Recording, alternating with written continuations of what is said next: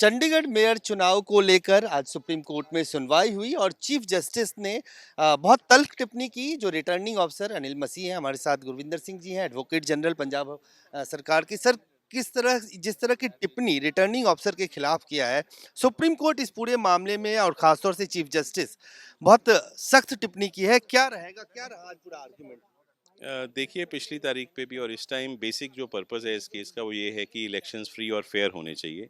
और कहीं ना कहीं जो कॉन्डक्ट नोट किया गया है उससे ये लग रहा है कि कहीं ना कहीं कुछ इलेक्शंस में सही तरीके से नहीं हुआ है।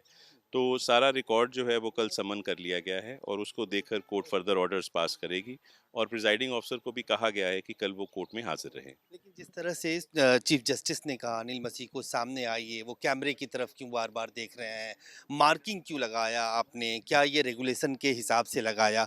इस तरह की टिप्पणी को देखते हुए आपको क्या लगता है, क्या आने वाला वर्डिक्ट हो सकता है, क्या विकल्प है कोर्ट के सामने? देखिए, कोर्ट ने जब जो सर्टिफाइड कॉपी जो है वीडियोग्राफी की जो हाई कोर्ट की डायरेक्शंस के अंडर की गई थी, जब वो रिकॉर्ड कोर्ट के सामने पिछली तारीख पे पेश किया गया था तो उनके कंडक्ट के ऊपर काफ़ी सवाल उठे थे।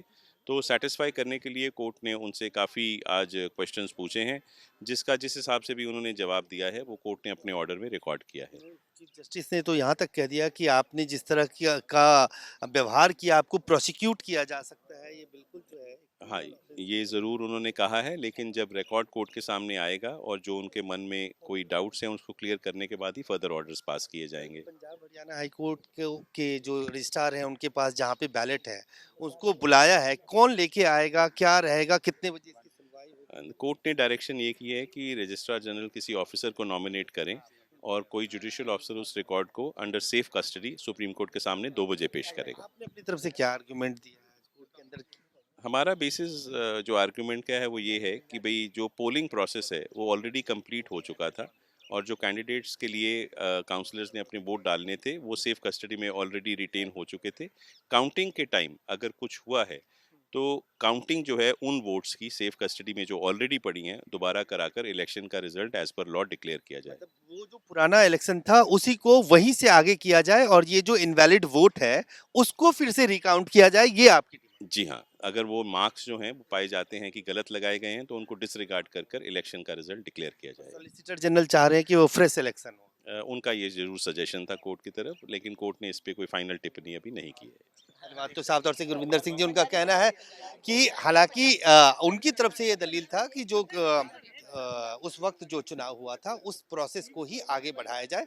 सरकार की तरफ से दलील दी जा रही है कि एक फ्रेश इलेक्शन किया जाए। लेकिन आज सुप्रीम कोर्ट ने इस पूरे मामले की सुनवाई करते हुए खास तौर से जो रिटर्निंग ऑफिसर अनिल मसीह हैं उसको चीफ जस्टिस की तरफ से फटकार लगाई गई। यहाँ तक कहा गया कि आपको प्रोसिक्यूट किया जाएगा जिस तरह से आपका बिहेवियर रहा है।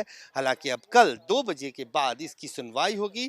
तब तक पंजाब हरियाणा हाई कोर्ट की तरफ से जो रजिस्ट्रार जनरल हैं उनकी तरफ से जुडिशियल कस्टडी में वो सारे वैलेट जो है, जो मतों की मत थे, उनको सबको मंगवाया गया है। वीडियोग्राफी जो हुई है उसको, उसके सारे टेप्स मंगाए गए हैं।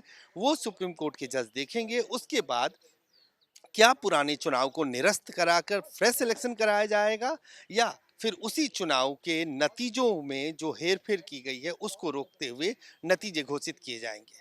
कैमरामैन फिरोज के साथ अजय झा, दैनिक सवेरा, दिल्ली।